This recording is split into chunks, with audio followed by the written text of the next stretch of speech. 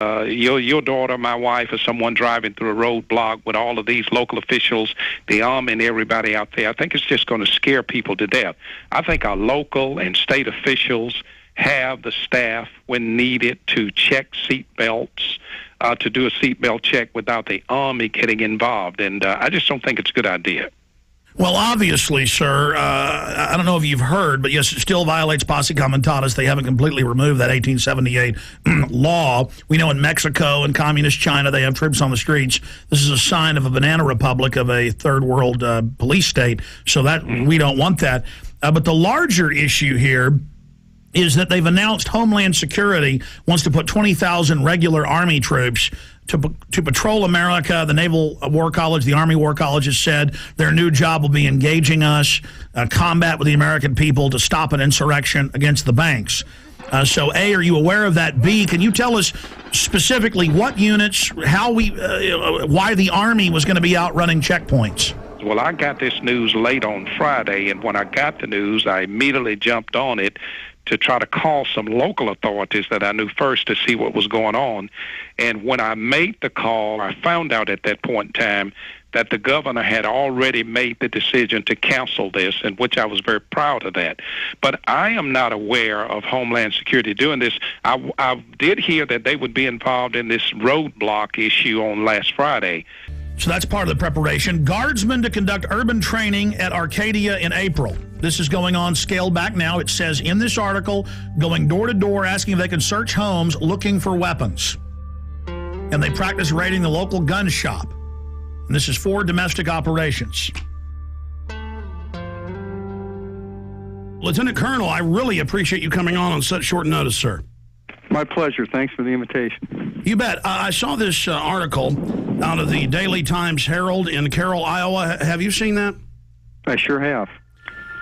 And it's telling us about an urban warfare drill to be held in several towns. Can you tell us about that? Sure. It's actually a planned training event to provide our soldiers with greater proficiency at what we call cordon and search, which is a mission that, just for a little background, we've deployed nearly 13,000 members of the Iowa National Guard in the global war on terror. And the vast majority of those have been in Iraq and Afghanistan.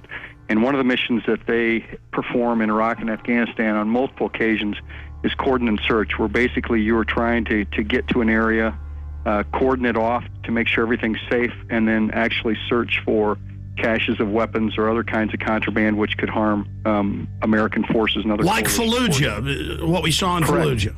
Mm-hmm. Correct. Exactly. So because of where we're located in Iowa, there are no active duty bases in Iowa, so we kind of have to create our own urban training environments. So the plan on this particular training event was to actually use a small town of about 450 people. The town has actually kind of adopted the unit, which is called Company A, 1st Battalion, 168th Infantry, and they were more than willing to participate in the exercise.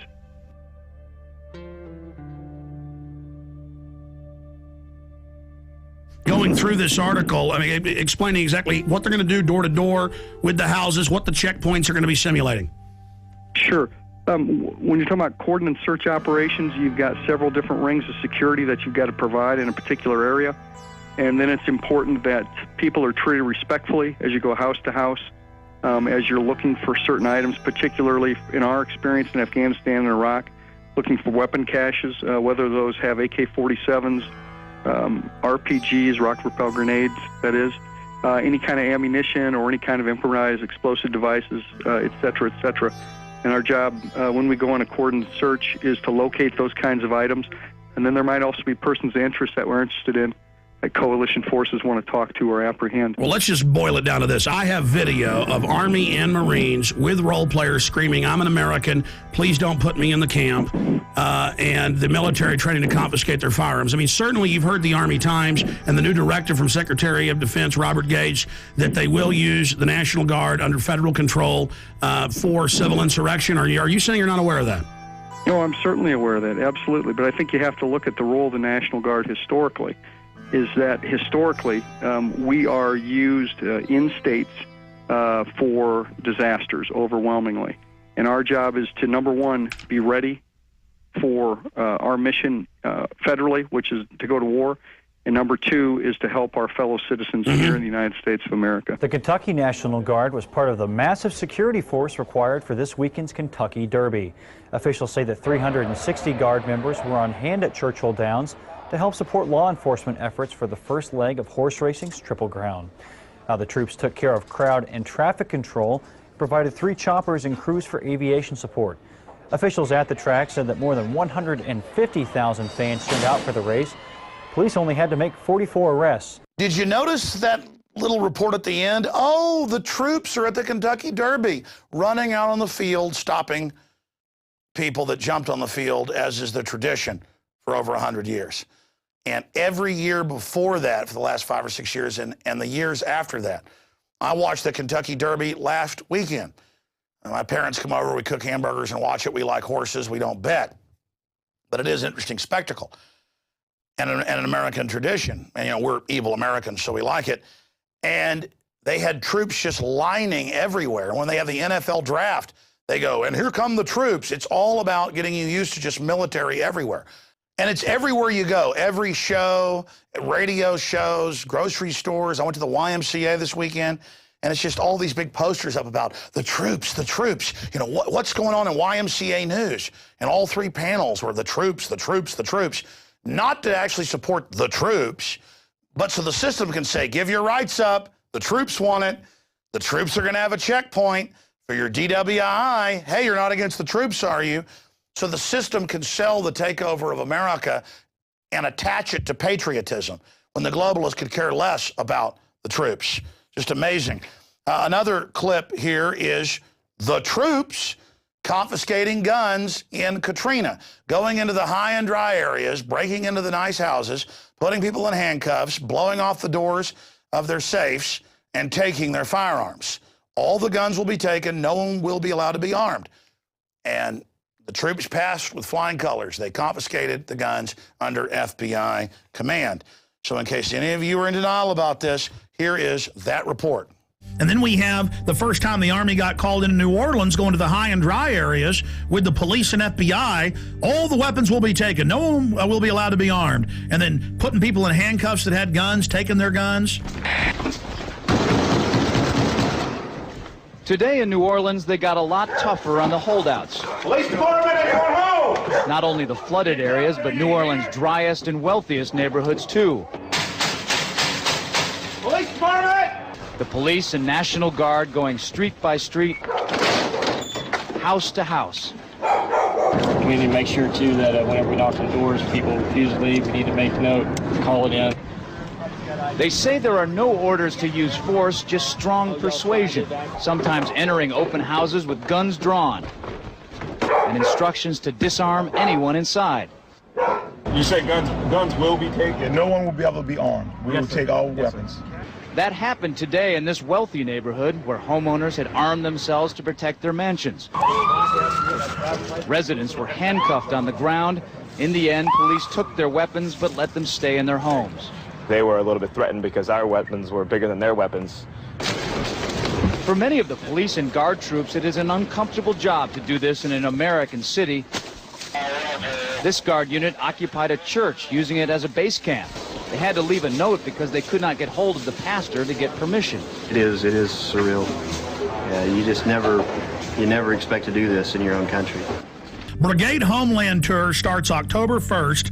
3rd Infantry's 1st BCT trains for new dwell time mission. Helping people at home may become a permanent part of active Army.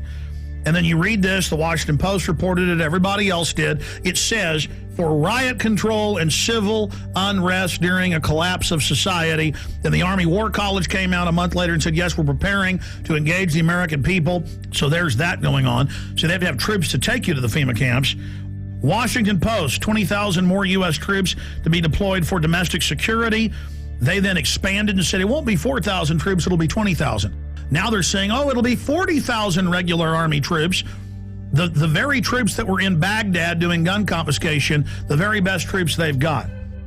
Here's another one. Marines admit security force to operate inside U.S. This directly from the Marine Corps' own website. And they did it with role players practicing confiscating people's guns. Here's another one. Unit learns skills to fight different enemy. And this is out of the American Force Press Service. Now, this next clip is so incredibly important because a year and a half ago, I sent our reporters, Rob Dew and others, to Chicago for an urban warfare drill where the local police and military worked with troops from Poland and other Eastern European countries. And the role players were Boy Scouts and Girl Scouts and school kids that took part of this. And they also had a drill taking them to the local sports stadium. I also sent McBreen and others out last year to Denver, where they practiced taking the children under FEMA to the local sports stadium during an emergency.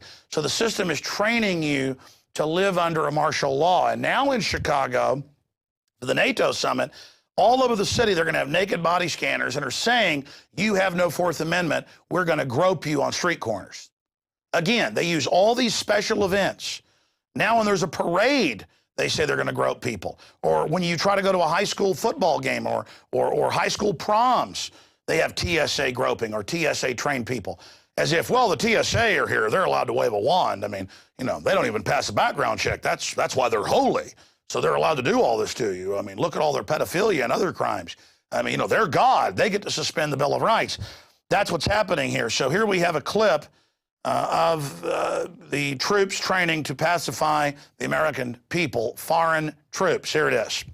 I'm Captain Joe Bright. I'm the program manager for the SURF-P program for the Illinois National Guard. I'm here with Major Lejak from the Polish Epidemiological Response Center of the Polish Armed Forces.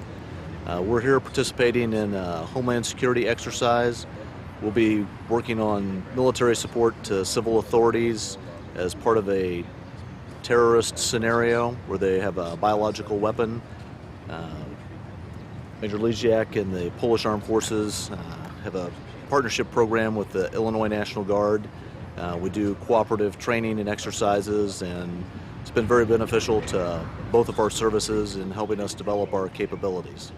The exercise today and what you'd expect to see will be some terrorist scenarios in which there are multiple casualties. We'll have search and extraction team that will be extracting casualties from different facilities. Those personnel that are extracted would be contaminated, potentially with a biohazard. So we'll have a mass casualty decontamination team that will decontaminate them, and then we have a medical triage and treatment team that will provide medical care to them before they're moved by ambulance, if necessary, to a hospital or other type of long-term care facility.